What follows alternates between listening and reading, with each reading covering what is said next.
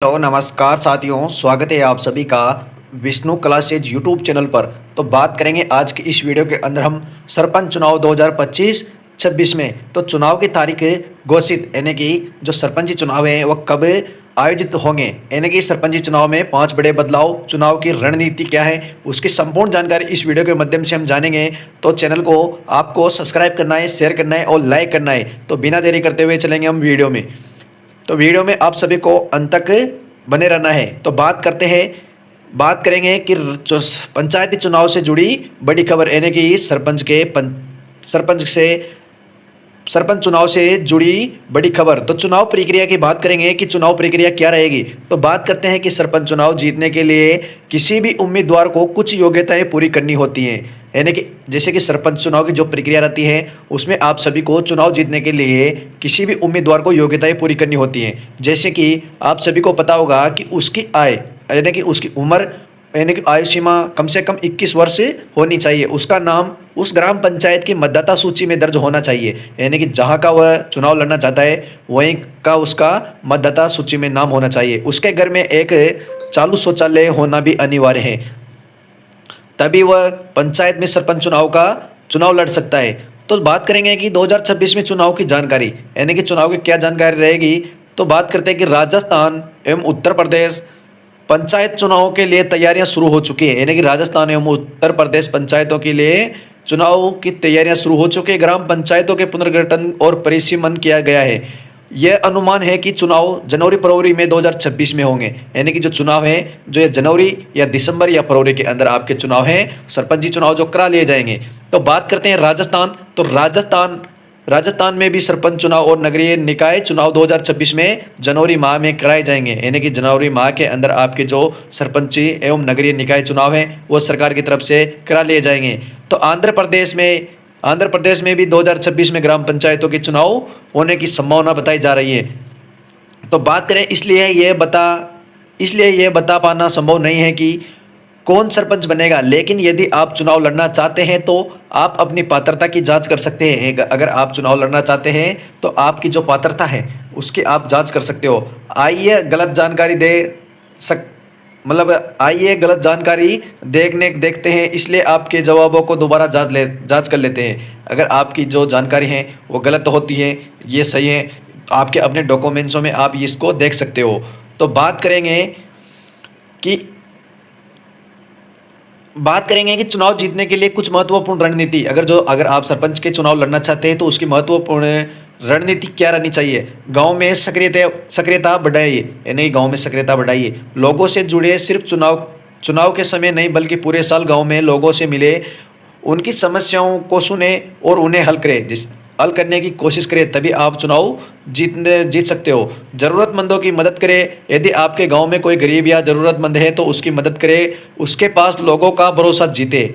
सामाजिक कार्यक्रमों में भाग ले, गांव में छोटे बड़े आयोजनों को बढ़ाकर हिस्सा ले, इससे अपनी पहचान और पहुंच दोनों बढ़ती हैं, तभी आप सरपंच के चुनाव जीत सकते हो। बेहतर योजना के प्रचार एवं प्रसार, यानी कि बेहतर योजना और प्रचार। आप अपनी विश्वासियता स्थापित करें, लोगों को अपने बारे में बताएं कि अपने विश्वासीय हैं। अगर आपके ऊपर लोगों को विश्वास है और आप गांव के लिए एक बेहतर कर सकते हो। रणनीति तैयार करें, एक ठोस योजना बनाइए। पुराने चुनाव लड़ने वाले सीखे, यानी पुराने जो चुनाव लड़े हैं उनसे सीखे, कुछ उनके कहाँ गलती हुई है और इस बार क्या गलत करना है वह सब कुछ जाने, उसके बाद ही आप चुनाव लड़े। अगर प्रचार अभियान चलाए, अपने गांव में एक मजबूत प्रचार अभियान चलाए, छोटे समूह बनाकर लोगों को घर घर जाए और अपनी बात करें। खर्च हिसाब रखें। चुनाव आयोजन की दिशा निर्देशानुसार चुनाव खर्च का हिसाब रखना अनिवार्य है, इसलिए एक गलत बैंक खाता खुलाएं। कानूनी और प्रशासनिक नियमों में समझे, यानी कि जो कानूनी नियम और प्रशासनिक रहते हैं उनके बारे में समझे। नियमों की जानकारी रखें। सरपंच चुनाव लड़ने के लिए आवश्यक नियमों का और योग्यताओं की पूरी जानकारी रखें। न्यूनतम आयु आपकी 21 वर्ष होना चाहिए। और दूसरी रहेगी कि आपके घर में शौचालय भी होना अनिवार्य है। जैसे कि राजस्थान में, जैसे कुछ राज्यों में यह अनिवार्य है कि उम्मीदवारों के घर में, राजस्थान के कुछ जिले हैं ऐसे जहां पर अनिवार्य है शौचालय, तभी आप चुनाव लड़ सकते हो। शपथ पत्र भरे। नामांकन पत्र के साथ आवश्यक शपथ पत्र दाखिल करें जिसमें आपकी जानकारी सही से भरी होनी चाहिए, तभी आप चुनाव लड़ सकते हो। मतदाताओं का विश्वास जीते, यानी कि जो मतदाता रहते हैं उनके मतदाताओं का विश्वास जीते, गांव की समस्याओं पर ध्यान दे, गांव की सबसे बड़ी समस्याओं को बचाने जैसे पानी, सड़क, स्वच्छता और सेवा एवं शिक्षा। फिर इन समस्याओं को खुलेआम वादा करें, तभी आप सरपंच के चुनाव को लड़ सकते हो। भरोसा बनाए, अगर आप पहले से ही चुनाव हार चुके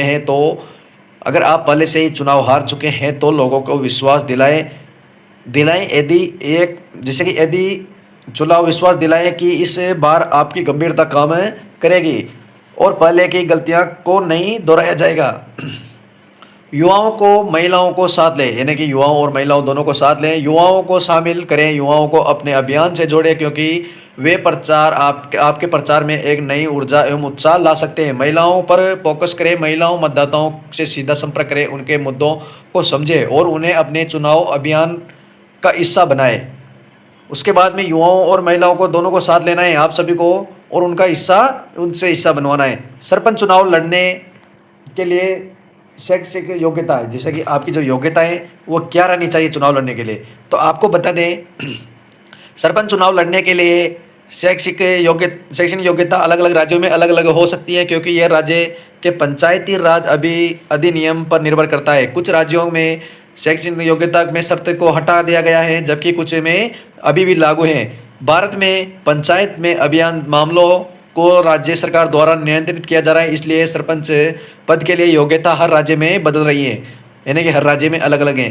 तो राजस्थान में पहले जैसे सामान्यतः वर्ग के लिए 8वीं पास, 5वीं एवं 8वीं पास होना अनुसूचित क्षेत्रों के लिए और 10वीं एवं 12वीं पास होना थे, लेकिन कांग्रेस सरकार ने 2026 बीजेपी सरकार ने 2026 में 12वीं पास कर दिया गया है और कांग्रेस सरकार के वक्त 5वीं एवं 8वीं पास थे और 8वीं एवं 10वीं पास थे। और बिहार की बात करें तो बिहार में इस राज्य में सरपंच चुनाव के लिए शैक्षणिक योग्यता निर्धारित नहीं थी, लेकिन पंचायतों के अन्य पदों के लिए 10वीं एवं 12वीं पास होना जरूरी था।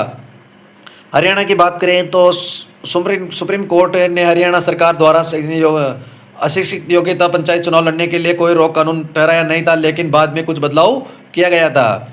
तो अन्य सामान्यतः पात्रता मापदंड, यानी कि अन्य जो सामान्यता मात्र मापदंड थे वो क्या थे, तो शैक्षणिक योग्यता के अलावा सरपंच चुनाव लड़ने के लिए कुछ अन्य सामान्य शर्तें भी होती थी। जैसे कई शर्तें होती थी, न्यूनतम आयु, उम्मीदवार की आयु सीमा 21 वर्ष से अधिक होना चाहिए, यानी कि 21 वर्ष से अधिक होना चाहिए तभी आप सरपंच का चुनाव लड़ सकते हो। मतदाता सूची में नाम, यानी कि मतदाता सूची में उम्मीदवार का नाम संबंधित ग्राम पंचायत की मतदाता सूची में नाम होना चाहिए। स्वच्छता की बात करें तो कुछ राज्यों में उम्मीदवारों के घर में शौचालय भी होना अनिवार्य है और मतदाता सूची में नाम होना। स्वच्छता एवं बच्चों की संख्या है, कुछ राज्यों में 2 से अधिक जीवित संतान होने पर अयोग्य का नियम लागू है।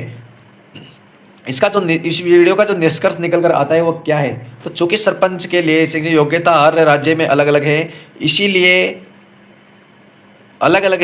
इसलिए सबसे सटीक जानकारी के लिए आपको अपने राज्य के चुनाव आयोग में वेबसाइट पर या संबंधित पंचायती राज विभाग में पुष्टि करनी होगी और संपूर्ण जानकारी तो आपको वहीं पर मिलेगी।